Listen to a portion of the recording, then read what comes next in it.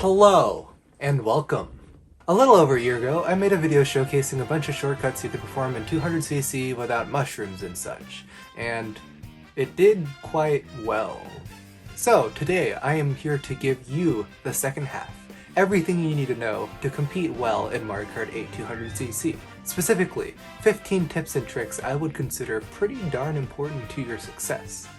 I'll be going over techniques, item management, how to practice courses, and just other general things so you can actually play the mode for a game that was not designed to have this mode. This video here will be my written record for anyone, friends or family at the party gathering who's like, 200cc is too fast, 150cc is a lot better. Can we play 150cc? I'm bad at this game. You make it so everyone else at the party has to play 150cc. That's no fun.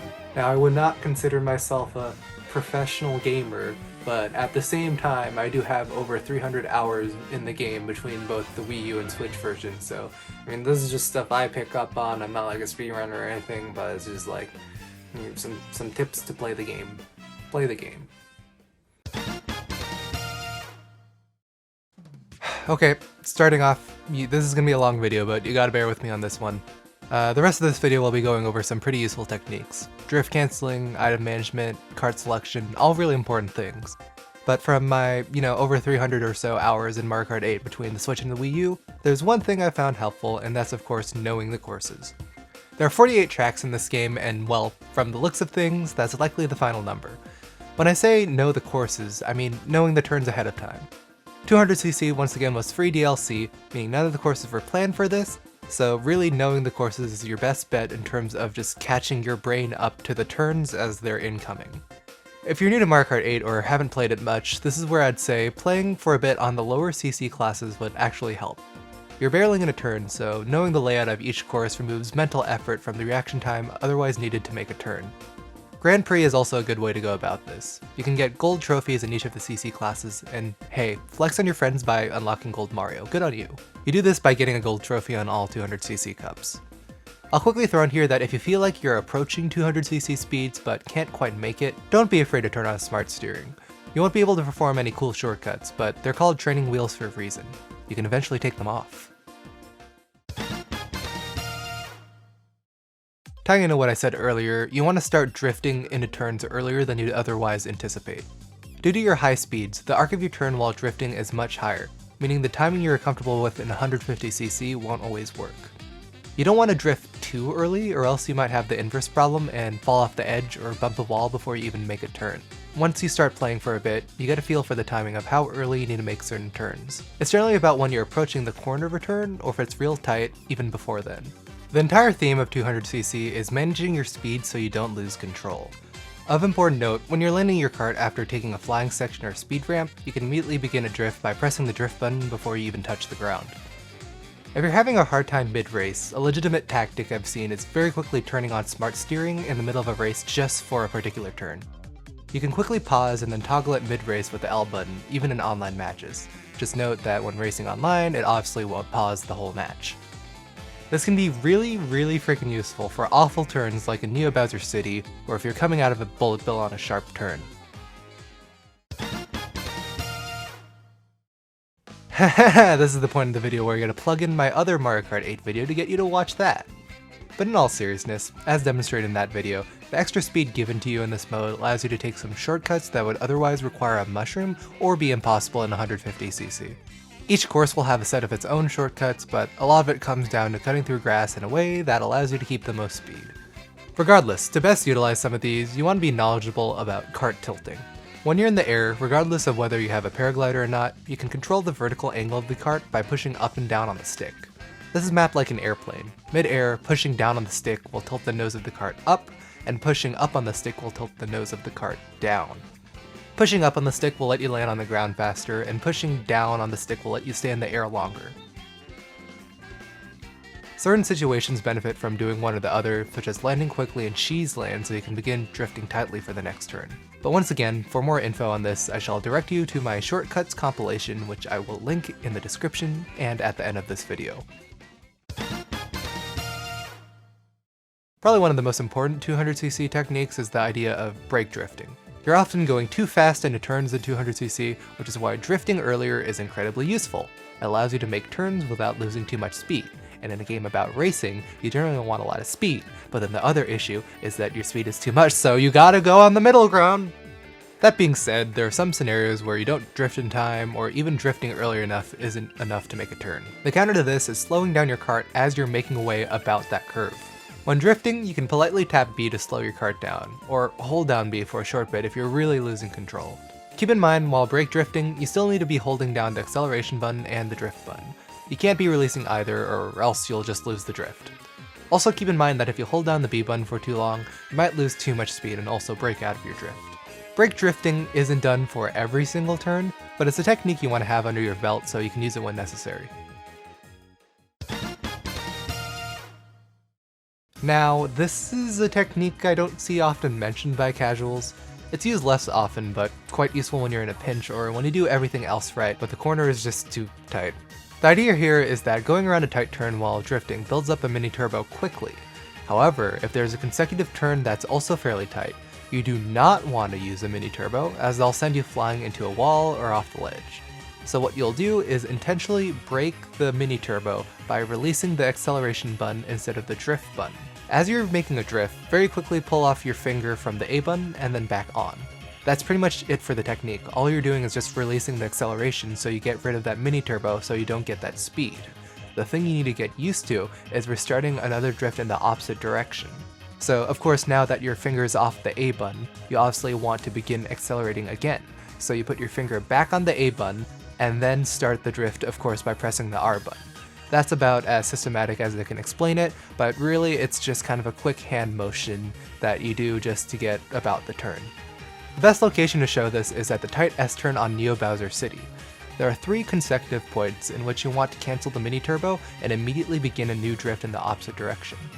Here's what it looks like on a controller in real time.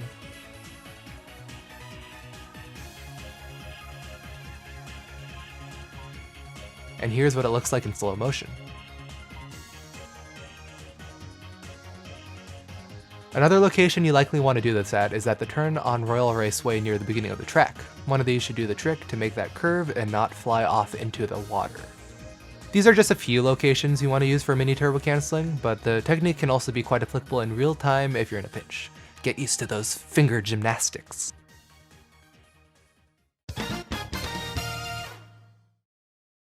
There's another use case for your drift button, hop correcting. The little hop that your vehicle does before you begin a drift rotates your kart by quite a bit, which can be used to very quickly pull yourself out of a pinch.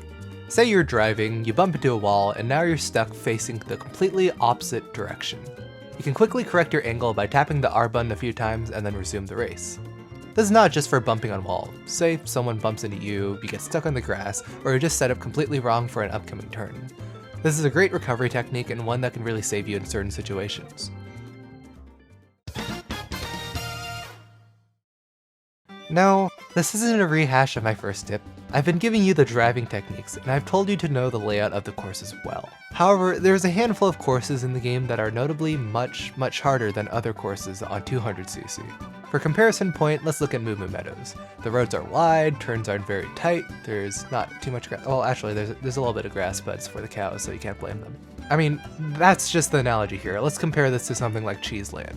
There's large patches of sand, incredibly tight turns that are all successive one after another, obstacles and walls, and even cheese. I've compiled here a list of courses I'd consider tricky, and a list of courses I'd consider hard. Really, the way you get through these courses well is through proper utilization of all the driving techniques I've mentioned thus far. Each course has its own set of techniques it demands and doesn't really change each time you play the course. What I can recommend is this. For one, you can take a look at time trials either in-game or look at some videos online, as well as just practice individual courses kind of following along the general techniques they use. They're not really going to use too much other than the techniques I mentioned. I used to hate some courses in the game like Yoshi Circuit just because the turns were annoying, but I learned to like them after getting used to it. It's quite fun playing off the waterfall shortcut in Yoshi Circuit, skipping over large patches of sand in Cheeseland, or making all the tricky turns in Neo Bowser City. With enough practice, before you know it, you'll have the actual ability to perform well in these courses. Now, there's a reason you don't see cargo trucks in NASCAR racing. They take forever to accelerate, can't turn very effectively, and can't quite drift. It's just physics. The same can be said for some combinations of karts in Mario Kart. Playing 200cc with certain combinations is an absolutely miserable experience. If you set things up incorrectly, you won't have enough control of your kart, and if your acceleration's poor, you'll take forever to reach top speed once you inevitably get hit by an item. Want a kart combination that focuses on a few specific attributes and ignores some other. Acceleration is important because, well, it's Mario Kart, and you're going to get hit by items. As a result, being able to get back to your top speed in a race is important and helps you stay in the race. When you get hit with an item in 200cc, this is especially important just because everyone else is already going really fast. So anytime you lose at speed 0 is essentially a lot of time other racers can use to make up and catch up to you. Handling is also important as turns are common and rapid in 200cc. Traction is also good to keep you from slipping out of turns and making it through grass patches. Really, the main thing here is you don't want a kart combination that prioritizes speed. You're playing 200cc, and the entire problem with the mode is that no matter what, it's already too fast. Any extra speed given to you by your kart really harms more than helps unless you're playing at a super high level and can maybe make those turns with those karts, but in general, you want more control than anything. I've gone with one single kart character combination for the entirety of my time playing the game. Gold Mario, Pipe Frame, Azure Rollers, and Cloud Gliders. Some other popular picks are Dry Bones and the Bitty Buggy Cart, and some other heavy characters, as well as just kind of similar wheels and paragliders. Paragliders don't matter much, but the wheels of kart do. As long as you're focusing on the mentioned kart attributes, you can use whatever you find comfortable, but, you know, those are my recommendations.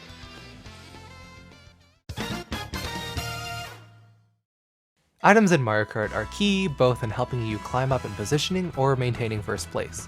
If you can understand how items work and manage them properly, you'll gain a much greater edge over others who can't. In first place, your goal is to constantly have an item that'll protect you from a red shell. This will either be a banana, shell, or super horn, or quite even possibly a bomb. A very, very important note is that a coin can't be used as a protective item, and as such is useless in helping you maintain first place. With that in mind though, there's still a use for coins. We can use an understanding of the system to pretty much guarantee you'll always have an item to protect you from red shells in first place.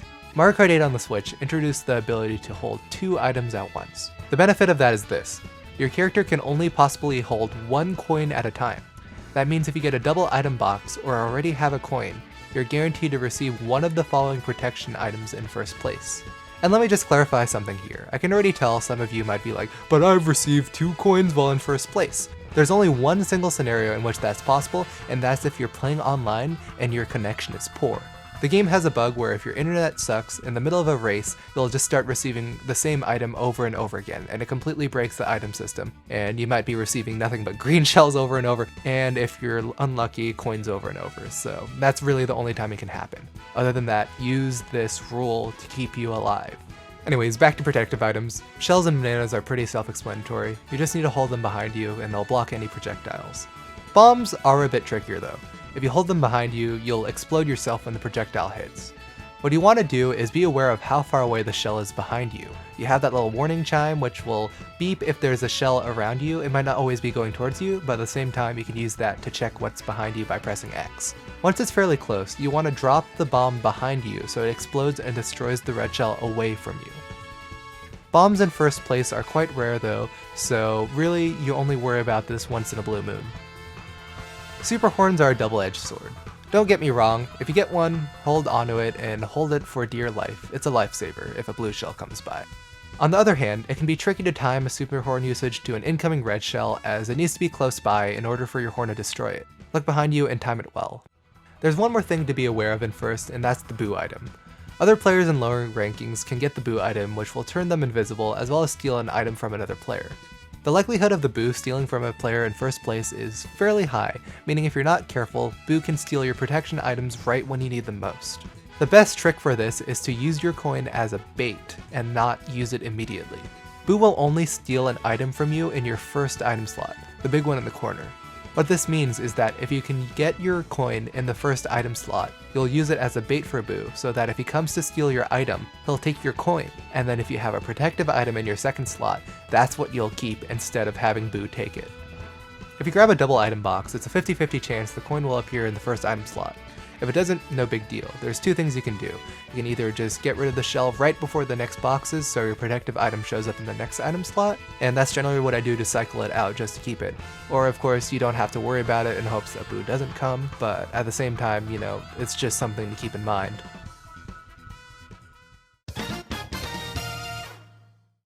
Mario Kart 8 is an incredibly dry game without items. You're pretty limited if you're only relying on good driving to climb up in ranking.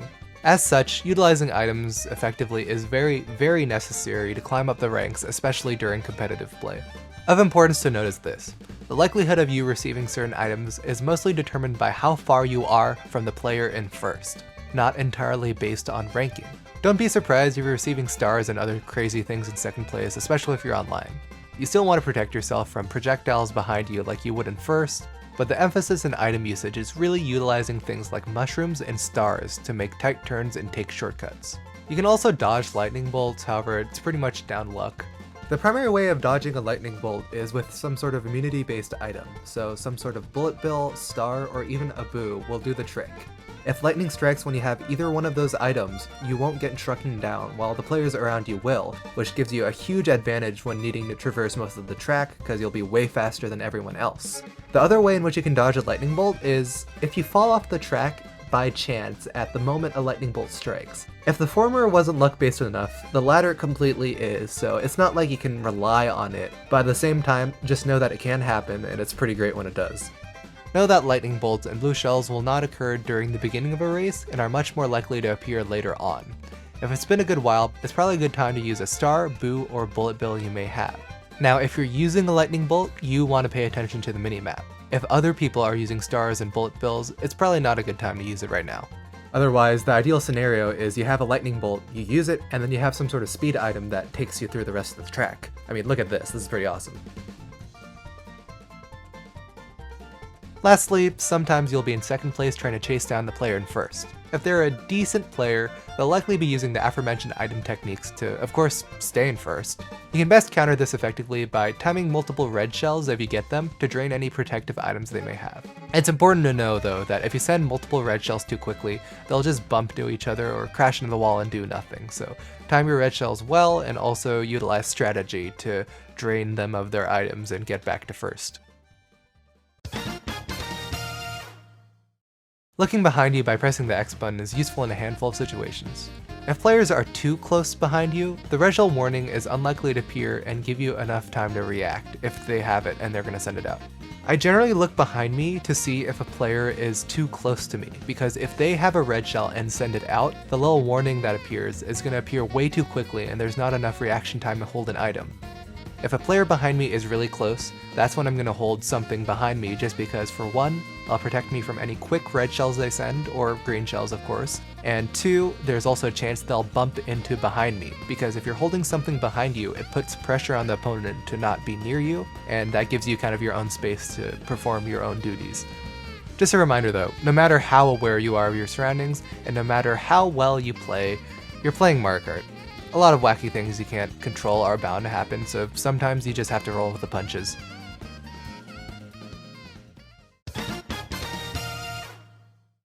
For the most part, coins aren't desirable. They appear often in first, and of course they can't be used as a protective item, but of course it's important to note the main function of them in the first place. Out of the race, they unlock vehicle parts, but in the race, each coin you receive gives you a little micro boost, as well as raises your top speed. Since every racer is collecting coins, you can be put at a slight disadvantage if you have no coins in first, just because those other players, especially if they're AI players, are going to be catching up to you much quicker. So in general, it's a decent idea to grab coins when you can, but they shouldn't be your primary effort. Really in 200cc you want to be focusing on other more important things such as your driving, item management, and really don't go out of your way to intentionally avoid them. You can drive through coin patches on the track to make sure you get a healthy amount, but yeah, that my love-hate relationship with coins in a nutshell. Blue shells really weren't all that common in the original Mario Kart 8, but since Deluxe introduced the ability to hold 2 items at once, as well as receive 2 items at once, they for sure spawn a quite bit more frequently. There's a handful of techniques you can use to mitigate the impact a blue shell has on you if you're in first place. The most common method, of course, is with items, primarily the super horn. There's a rare chance you'll receive this in first place. It's straightforward, use it when the blue shell is right over you. The other item you can use to dodge a blue shell is a mushroom, albeit it's a lot trickier to do so, and the situation is a lot more rare. In versus races, you need to bring a mushroom up to first place and hold onto it. That's the only way you're going to be able to receive it. The only other way you can receive mushrooms in first place is if you're playing Grand Prix. What you want to do is use the mushroom as soon as the blue shell is over your head and right about to slam down onto you. Generally, I like to time it just a little bit after the tilt of the blue shell in the air, as that's right before it slams down. If you do it successfully like shown, you should be all set. It's not that hard once you get the timing, but the tricky part is being able to practice it, as the circumstance in which you can mushroom dodge is fairly rare. One way to save time without items is by dropping off the course intentionally. If you hop off the course with good timing, you can get the blue shell to land on you as Lakitu is pulling you back on track. This is a bit faster than just taking the blow, however you need to be mindful of the fact that if you mistime it, you'll lose time through Lakitu pulling you up and the blue shell hitting you once he's finished.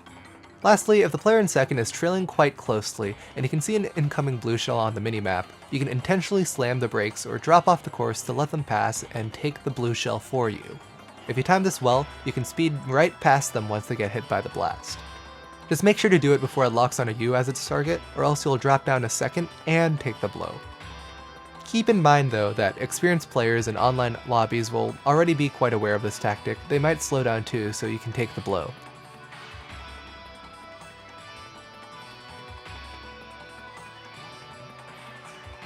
Also, make sure to not get hit by the explosion when passing by them. Please.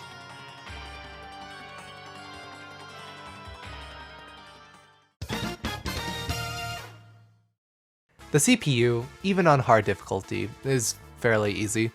You'll be given one rival character that's obviously better and smarter than the other players, and CPUs operate the card a bit differently, alongside having a slightly different item distribution. However, you can still pull all the aforementioned dirty tactics on them, and since they're computers, they're not smart enough to adapt and use your own techniques against you. On the other hand though, playing with other strong players in person, or playing in competitive 200cc lobbies can get quite brutal. In general, the beginning of a race is very, very important. Whoever can get ahead of the pack in a lobby will stay ahead, as long as they're using the correct item techniques and driving well. And if they get particularly far ahead, the item distribution will be completely whack in the lower rankings, making it even more competitive for players below first. Aggression is generally key. If you can get multiple red shells and space them out effectively, you can deplete the item reserve as mentioned earlier, but it's a bit of a risk versus reward gamble. Do you use items to try and knock out the players ahead of you, or do you hold onto them in case others are gunning for you behind you? Success is often down to making the right plays alongside mastering your ability to get through each of the tracks without any major driving problems.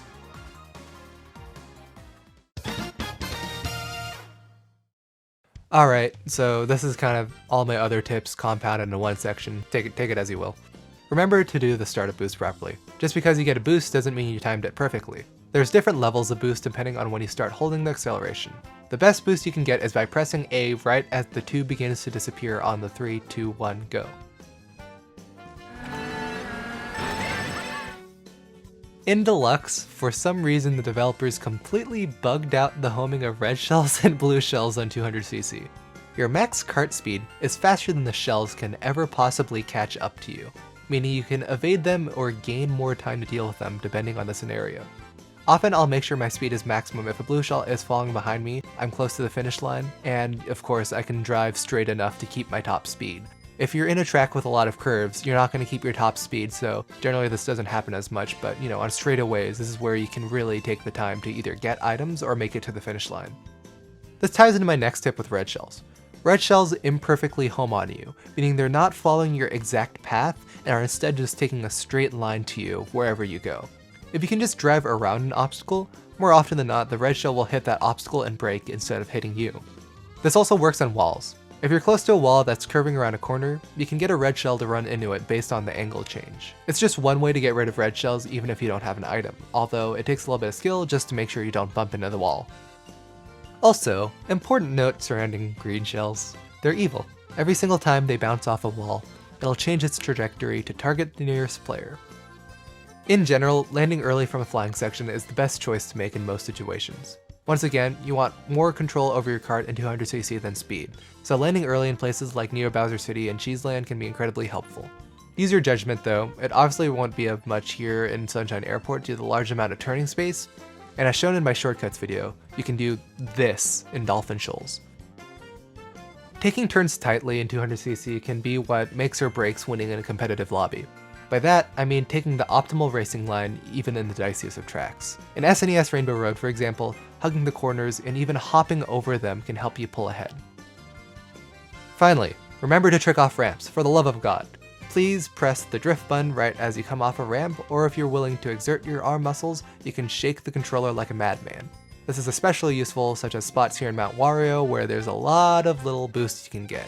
The only time where I'd say you don't want to do this if it's obvious you're not going to want speed once you land off the ramp. If there's a tight corner or a ledge, you probably don't want to trick off the ramp and instead drift off the ramp so you can get an arced turn so you go properly off.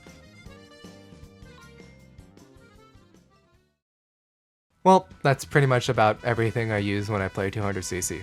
If you have any questions, comments, or just want to chat, feel free to throw something down below in the comments. I'll once again remind you to check out my 200cc shortcuts video, which will take things up to another level if you're ready for that. With that being said, that's pretty much all I have to present. Send this to your family and friends who refuse to play 200cc. I know I will. And if you're one of these people, I expect you to be better next time we play. And hello, this is me 5 months from the future. I sat on all this footage and commentary already prepared just because this was an absolute beast to edit. There was so much footage I had to put together for this and also generate all of the clips myself. I really wanted to make sure everything was matched up to what I was talking about just so you could get a good visual. As a result, I'd really appreciate it if you could give some feedback, like the video, subscribe, just anything to make these guides worth it because this was a big pain to figure out while entering my first quarter of college. So whatever helps, I hope you enjoyed the video and I will see you around next time.